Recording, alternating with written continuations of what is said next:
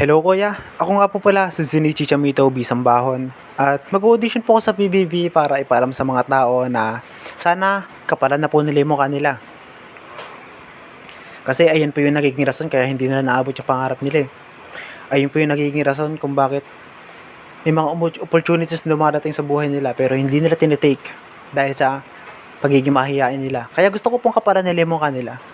Actually ako hindi talaga ako mag-audition sa PBB. Gusto ko lang ipaalala sa iyo na gusto ko kapalan mo yung mukha mo.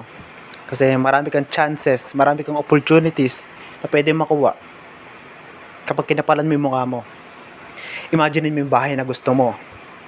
Imagine mo yung taong gusto mo, kasama mo siya sa bahay na gusto mo. Meron kang magandang kotse, yung mga bagay na gusto mo nandun na, natupad mo ng mga pangarap mo. Kasi kinapalan mo yung mukha mo, kasi hindi ka nahiya. Ayun yung rason. Kaya gusto kong kapalan mo na yung mukha mo. Ito, kita mo tong libro na to. Ang kapal ng libro na to, di ba?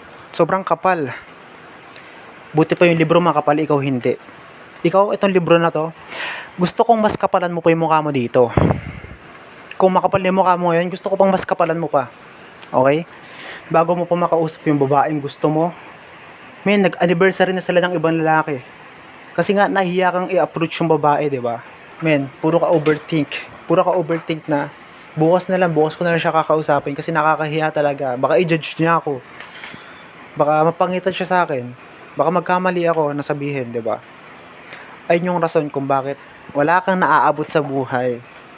Ayun yung rason kung bakit hindi ka umuusad. Sila nandun na, ikaw nandito ka pa rin. Kasi kinapalan nila yung mukha nila, ikaw nandiyan ka pa rin. Ang nipis-nipis na mukha mo. For example, hindi mo makuha yung trabahong gusto mo kasi sa pag-a-apply pa lang nahihiya ka na. Natatakot ka mag-interview, natatakot ka ma-judge ng ibang tao, di ba?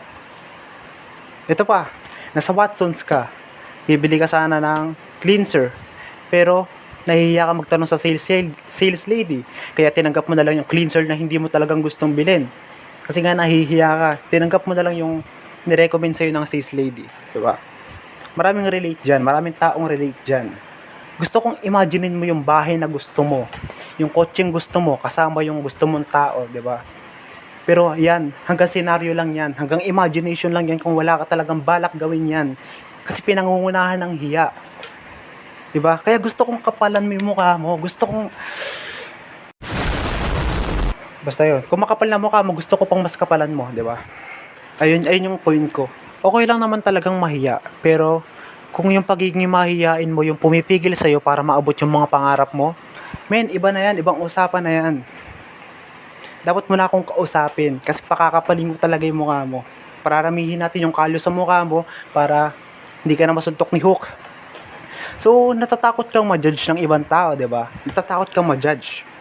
Ay, ang mga tao na yan, yung mga taong pwede kang pagchismisan, hanggang chismis lang sila. May napalabas sila sa pagiging chismosa, sa mga pagiging chismosa nila. May napalabas sila sa pagkakaroon ng informasyon tungkol sa'yo. Wala silang napala doon. Pero ikaw, may napala ka. Posibleng makuha mo yung gusto mo. Makuha mo yung opportunities na gusto mo. Posibleng makuha mo yung trabahong gusto mo. Posibleng makuha mo yung babaeng gusto mo sa pag-take ng risk na yon. So sabihin naman natin, yun nga, hindi mo nakuha yung gusto mo. Hindi mo nakuha yung gusto mo sa pag-take ng risk, sa pagiging kakapalan ng mukha mo. Pero at least, natuto ka ng lesson na pwede mong i-apply in the future. So, masasabi kong, useful pa rin yung pagiging take risking mo. Take risking ba tawag? Basta yun. May useful pa rin. So, ayun lang. Gusto kong kapalan mo yung mukha mo kasi ako, mahihain talaga akong tao. Marami akong opportunities na hindi nakuha. Marami akong mga bagay na dapat nakuha ko ngayon pero hindi ko nakuha kasi nga pinairal ko yung kahihiyan ko. Naging mahihain akong tao. At pinagsisisihan ko yun. At ayokong mangyari yun sa'yo. So ayun lang siguro. Sana may natutunan mo yung mga bagay na dapat mong matutunan.